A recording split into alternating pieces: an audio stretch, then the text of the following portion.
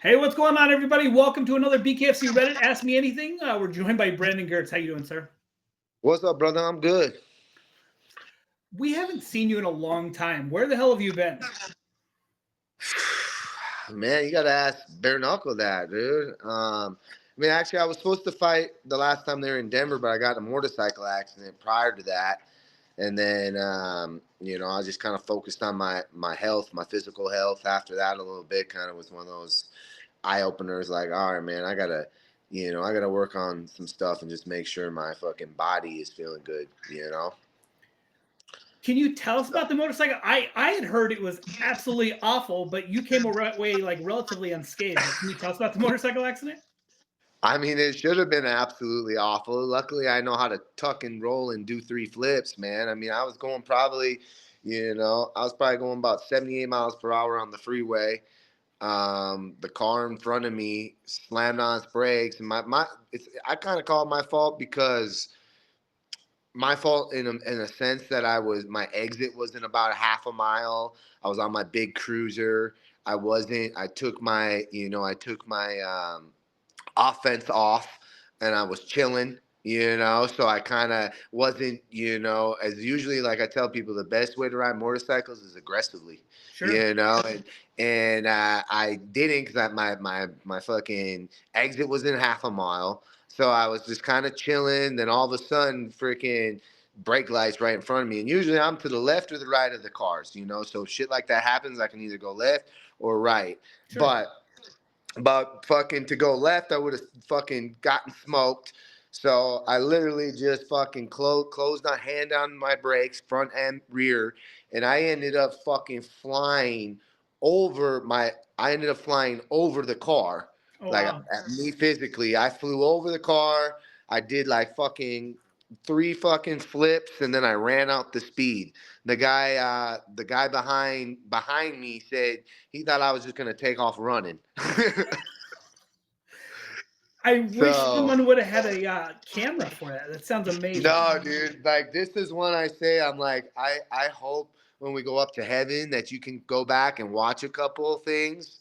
And this is definitely one I would watch because, like I said, I was going 78 miles per hour and I had to literally lock them up. I flew over a car. Freaking did, three flips at least. I just remember myself, poof, poof, poof, and then I just ran up running, and I didn't walk away like completely unscathed. Like I got a tear in one of my shoulders. I had a bone. The one that was like the worst was the side I kind of dipped to. Where I had like a bone bruise, which felt like a lot of shit was fucked up in there. And then the real one was I lost like all my fingertips. So because I fucking posted, so all my fingertips were gone. That Okay. one was a motherfucker, dude. Did you have to have any surgeries or anything, or like you were able to physio everything out? No, no surgeries, man. That's what was crazy. Like I said, a slight tear in my shoulder, but nothing that needed surgery. So really, like I got to look at it, like it wasn't as bad as it could have been extremely. Because I mean, I was freaking. It was a nice hot day. I just took off my leather jacket. I was riding in a t-shirt and freaking. I was riding in wind pants and no fucking helmet, Ugh. and that's all that came down with it. Like I was caught, like I said, I was caught slacking a little bit. Do you still ride, or was it like one of those things you're like, oh shit? Oh fuck yeah. Okay. So that bike was totaled obviously. So I got a new bike that's more like it's an Indian Scout. So I'm not gonna ride the chill bike no more. I got myself a nice faster bike, and I drive aggressively. I'm not gonna let something like that stop me. I'll be honest. I remember the first day I went back onto the freeway, I had a little bit of like, ooh, when I got because right away I think I was just taking side streets on my bike, and I was just Sure. kind of you know cruising, and I got back on the freeway, and I remember I was like, oh man, this is the first time I've been back on the freeway. And then I drove by right where I fucking crashed. So I was just like, oh shit. But no, man, right back on the horse, bro. Everybody, I'm a father now, and everybody wanted to play that role on me, like, hey, you got to be safer. Hey, you shouldn't get a bike. Hey, this and that. And it's like, well, dude, if I've lived my life the way people told me too. I wouldn't be fighting. I wouldn't be living in Colorado. I wouldn't be doing the things I do, you know. So, like I said, I didn't let that slow me down on that. I love riding bikes. I've ridden dirt bikes since I was a kid, and I've always ridden like, you know, aggressively, you know. So they ain't stopping me. Where are you from? Minnesota, Okay. Minnesota. Yeah. How do you, like, so I live up in northern Wisconsin now, and I live in the woods, and I love it. I was in Colorado for a long, like I was born in Colorado, like everything about, but like Colorado started getting kind of weird. And I know you actually took off and went to the mountains, right? So I have land out in the mountains, Oh, okay. out here. It's not far from, you know, I have my place here in town in Golden, and then my land is about 25, 30 minutes from here. Okay. The thoughts is eventually maybe moving out there. I've been cleaning it up. I've been building stuff out there. I've kind of been doing all the stuff of like, you know, like a homesteader would do in a way. I've made gardens. I've made, you know, I've planted fruit trees. I've done all these things. It's kind of like experimental stuff right now. Like I do a Sure. lot of stuff out there that I'm kind of experimenting with to kind of learn how to build shit, how to garden, you know, just how to live on my own eventually. Because eventually I do want to live out, if I live out there or if I live even deeper, you know, I don't want to be too deep, but like you said, Wisconsin, Minnesota, but like I like being out in the wilderness. I like that. That's kind of my stuff. The mountains, things like that. And eventually, you know, I'm all about having animals, livestock, gardening. Like that's what I love. I love all that stuff. I love building stuff myself. I love, like I said, all those things. So it's kind of my practice right now because it's not too far away where I have to like go. You know, a lot of the properties I would look at around here, it was like all of a sudden you're 2 hours, three Sure. hours into the mountains and that, and then you turn off the freeway and all those switchbacks took about fucking 45 minutes to an hour. You know, so where I got is very convenient. You know, I have the little river on it, and so we got water, we got all that, and it's convenient right now for me to kind of play with the idea of the future. You know, we don't really know what we might do out there. Like we go out there, we work out, we have mats out there, we'll do training out there. We have, you know, a lot of stuff out there that we do the cold tub, we do the hot tub and shit like that. So right now it's kind of like our personal little retreat place, you know. So we'll see. We'll see what the future brings there. I feel like we're gonna see you on like Alone or on one of these Survivor shows at some point. Like it sounds like that's what you're geared, and I would love to see it. You speak well. You've got like the good name for you. I would love to see them throw you out like on, you know, let's see you survive out there. You're learning all the basics, right? I am right now. You know, I mean, some of those dudes are some badass freaking dudes. Though, like I ain't gonna, like I am a badass for sure, and I can go out there and I can struggle and I can push through it. You know, like a lot of it's dealing with discomfort. I think when you Sure. see some of those shows and shit like that. But I'll be straight up honest. The one trick, like I can freaking build stuff. I can, you know, I can do all that survivor stuff. I can do all that, but I'm far from a fisherman or a hunter. You know, I've never been one to do any of that. Do I know I could eventually, if I had to survive and I had to feed my family, I can do those things? Absolutely, I believe I can. But I'm not like where some of those guys are. They fucking know, you know, they know the tricks, they know the everything. I don't know how to gut shit. You know, so that would be good. Not to say I definitely want to learn how to do stuff with the fish and stuff like that. Especially I got the water. I've stocked some of the ponds that I have with Okay. fish. So I do want to like eventually like learn that. I haven't got to that because I've been doing my textbook on learning on homesteading is fucking thick as the Bible. So I'm just working my way through it and trying to gain as much knowledge as I can and well I can, and then like I said, we'll see where it takes me. But one of those survival shows would be cool. It's just is a fucking hunting part and fishing. I don't have the greatest knowledge yet on that. So back in Colorado, I worked at the gator farm that's down in Alamosa, and Kamosi wants to go catch gators. I feel like you're one of those guys that would want to go do it too, right? I'm down. I'm down for any adventure. You don't tease me with a good time. If it's something new, something that has a little bit of danger in it, I'm Yeah. all about it. You know, like I said, people still are trying to slow me down because I have kids now. But I ain't trying to teach my kids not to be one bad dude that does what he wants. You know, so That ain't changing now, you know. At 6 weeks old, we had my son sitting on back of one of our albino alligators. It was taped up, of course, but like he loves playing with alligators, and he's 10 now, but he can catch like small alligators and stuff. Like your kid will love it. You will teach them too. Yeah, dude, I'm about it. I'm about it. Okay, so I feel like you're jumping in the. You went from Jake Lindsay, which was a phenomenal debut. You got cut. It was unfortunate. Christian Torres, you looked great. You've had quite a layoff. It's been over a year, and now you're taking on Cameron. He's got quite a bit of good striking. He's a taller guy.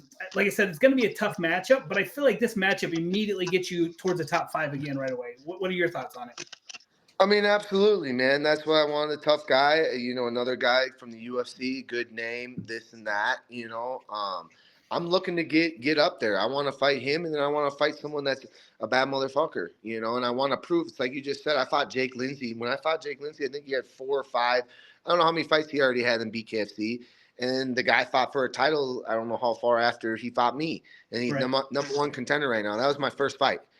And most people will say that stoppage was bullshit. Obviously, I'm one of them. Everybody in fucking BKFC, all the way down to the referee, told me it should have never been stopped. So I'll hold that one for a long freaking time with a lot of fucking pissed offness. I can't let that go. I've tried. I've Sure. tried to let that go. Like in my eyes, I should have gotten in this sport and I should have retired undefeated. Like I've said, I truly believe I'm one of the best at this rule set. What it does, I always wanted to try boxing in the middle of my MMA career because I was always really good at the format of boxing. Okay. But in this format, with bare knuckle and being able to clinch and everything like that, I'm fucking 10 times better. Like with my power, with my aggressiveness, with my don't give a fuck. Like I'm in there to go forward. I'm in there to put it on them. And that's what this sport's about. I think the explosive, strong, fucking fighters that are willing to fucking put it on the line are the ones you're seeing win. And again, like I believe I haven't. I'm not even. I believe I know I haven't lost a round in bare knuckle. You go to those scorecards. I was up 2 rounds, and fucking. Of course, my next fight was a minute or whatever. I haven't lost nothing in bare knuckle.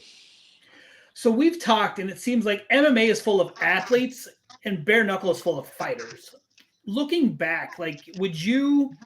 I mean, and you've done MMA, but like, if BKFC had been around back when you first started, do you feel like you would have just stuck to BKFC, or did you want to prove yourself in that MMA, like the athlete thing? Well, it's hard to say that. I got a wrestling background. Okay. Like my background is wrestling. I just fell in love with striking through the process, and I still love wrestling. It was just the boxing part and like through the process after I got my first knockout and just stuff with the boxing, like I fell in love with it. And it was a new thing too. Sure. Like I didn't even know I wasn't a wrestler that was, like I didn't start wrestling until 10th grade. So it's not like I was doing it my whole life and then this was new, but I still started to do it for a long time, go through college, start with it. And then you get the boxing and then it was just this new love, and I was always trying to find a boxing match or get it. But then obviously in Bellator contract and this and that, I couldn't, I was in Bellator for 10 years, so I couldn't take a boxing match, Right.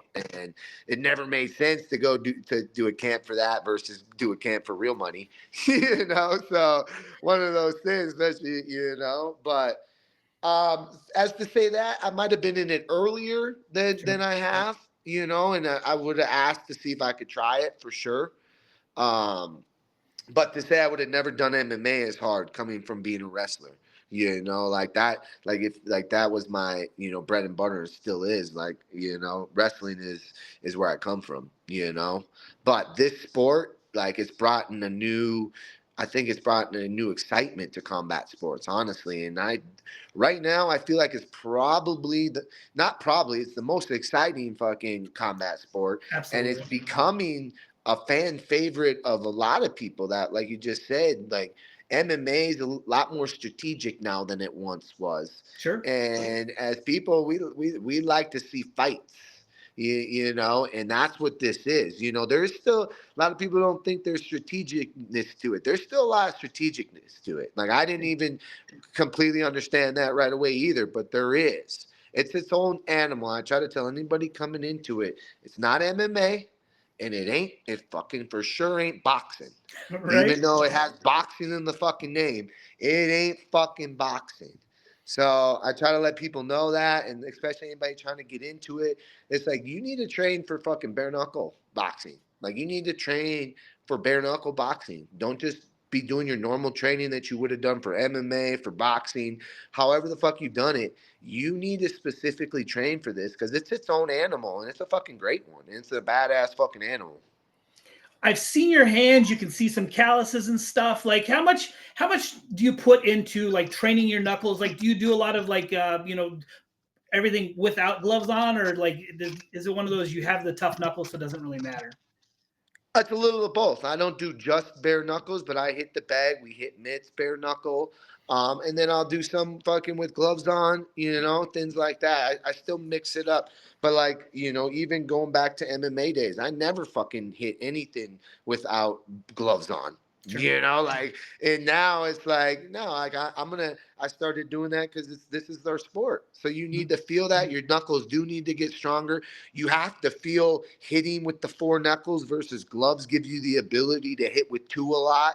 Like you want to land square. That's what these are some of the things, like I said, people don't know. Like there's a difference. So, and you need, like, I remember somebody that came and they were training for bare knuckle, but they've never hit anything bare knuckle. And it was like, your first time you're going to hit someone bare knuckle is going to be in the fucking fight. Like you literally don't want to fucking hit the fucking bag, dude. And it's like hit the bag bare knuckle, hit the mitts. Like it doesn't have to be always. It's not always. But you do need to train that. You do need to toughen them, and you just need to feel that. Okay, so you just talked about hitting with four knuckles. We just talked to your teammate Courtney. She said when she came to the gym, she was only hitting with one or two knuckles, and that Jake was able to, like, within a half an inch, change it so she hits with all four knuckles, and she demolished her last opponent. Can you talk about like Jake and like the bare knuckle class that you guys specifically like input, and like how much you guys have changed the way bare knuckles going forward? I think we're one of the leading fucking academies or gyms that are doing bare knuckle training, like Yeah. 1,000 fucking percent. And I think Jake is one of the leading coaches on it. I don't know a coach that probably has had more fighters in bare knuckle fights right now, because he's literally probably already had fucking 20 some fucking fights in the short period of me and Kamosi starting. That's when he started with me and Kamosi, and in that short period, we probably already had 20 some people fighting, and his knowledge, because he's so quick to get it. At first he didn't know nothing either. We were both Sure. brought in from boxing and MMA, and we thought whatever. And like we go to a few, and it's instantly like his wheels start turning, and it's like, oh shit. He thought it was the same too. He's like, oh shit, this is different.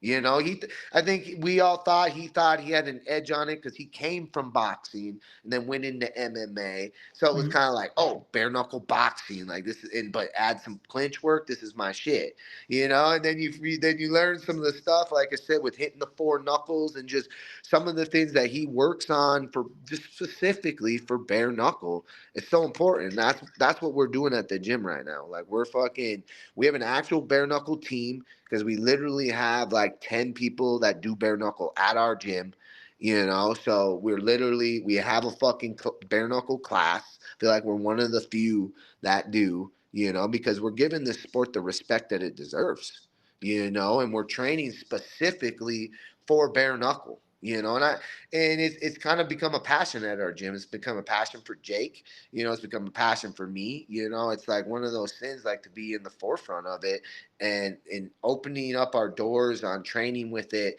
has just become one of our passions. And it's like we're giving the sport the respect it deserves. And being on the forefront of something big. It's like we were already talking the other day because we're doing some expansions. We're like, how cool would it be to get one of the where Jake is all about it, getting one of the little fucking bare knuckle rings in there. That Like Trigon the or ones that no, not the fucking oh, Trigon. I'm not saying fuck the Trigon. It's got its things.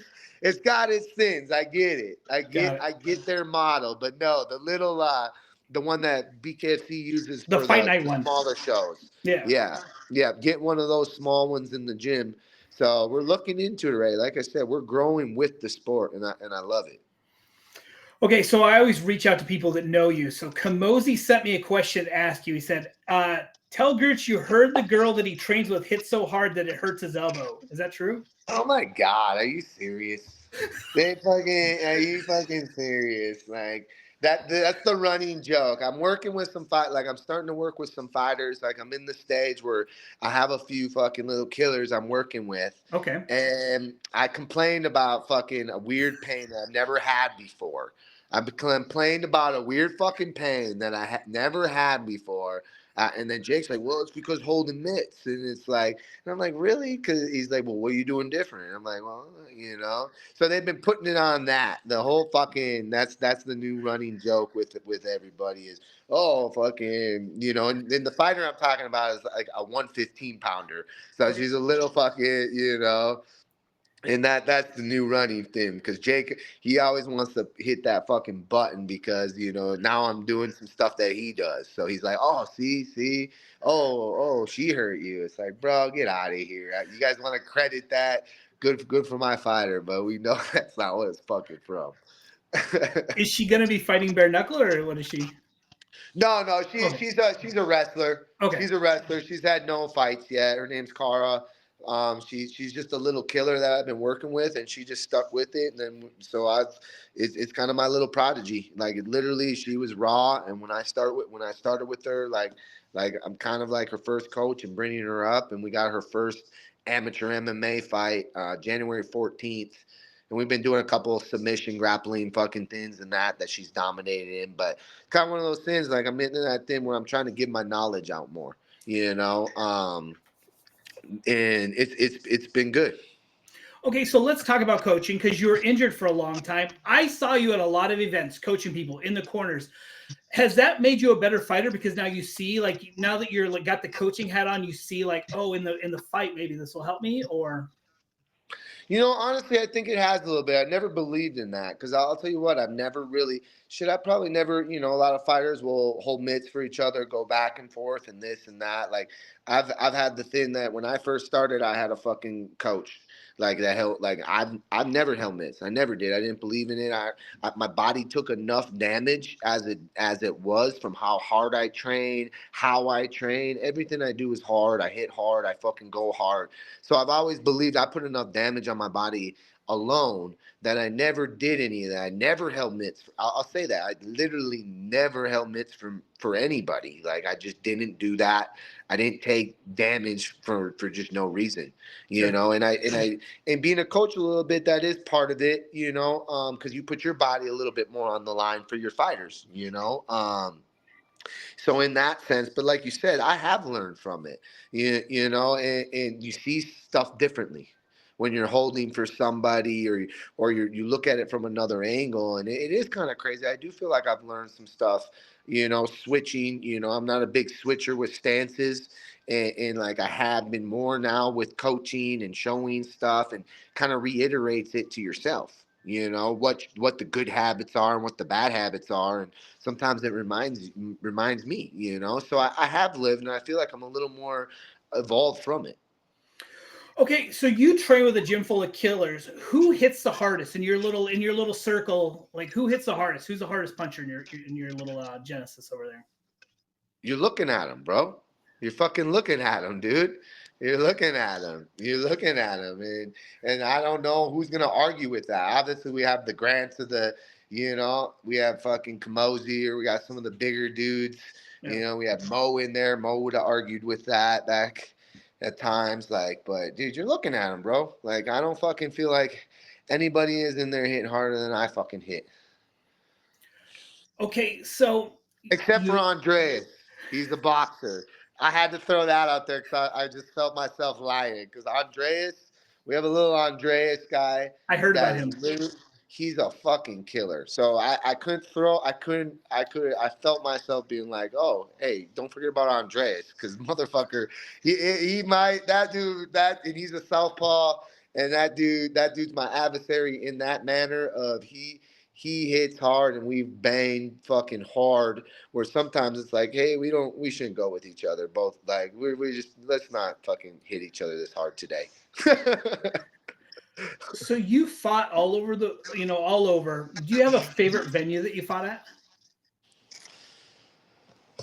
Favorite venue, I probably do. I love the fucking Hollywood Hard Rock fucking Yeah, venue. Like, it's a nice event. and it was really nice, man. The whole venue, the whole setup, the whole it felt like it was its own little freaking like city. Like, Yeah. like just from the venue part to the restaurants and bars outside the venue, just like the whole setup. I just remember, of course, it was in my younger ages days, so when you go out after a fight and shit like that. So it was just kind of really cool aspect. And that one always sticks to me, that it was just a very cool place. Like, I've always tell people, like, when I hear that, I'm like, dude, that place is awesome. And it was like, yeah, it is. I'm like, that was one of my favorite places.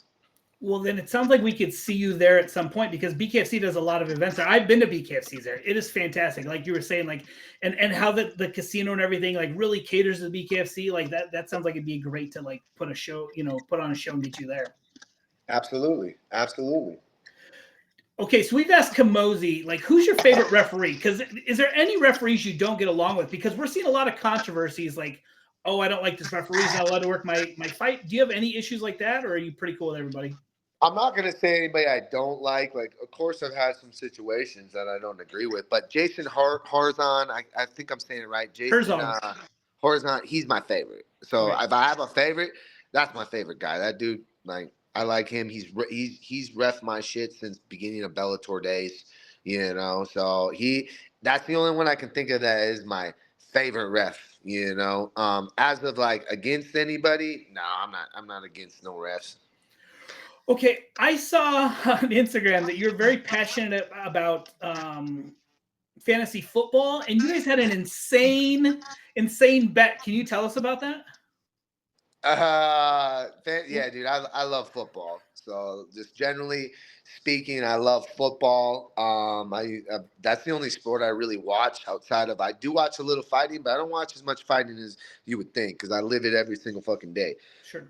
But football, I love football, dude. Football is my favorite thing, and now it's become fantasy is my favorite fucking thing. Like, I do love football. I love watching football on Sundays, but it's all about fantasy football now. And I can't say I'm still not a football fan. Of course I am, but like, I'm a fan of my fucking fantasy team. I'm a fan of my football team, which kind of takes a little bit of the like outside of like the real world of football, and like I'm a Viking, I'm from Minnesota. I'm a Vikings fans, but Sure. but as the world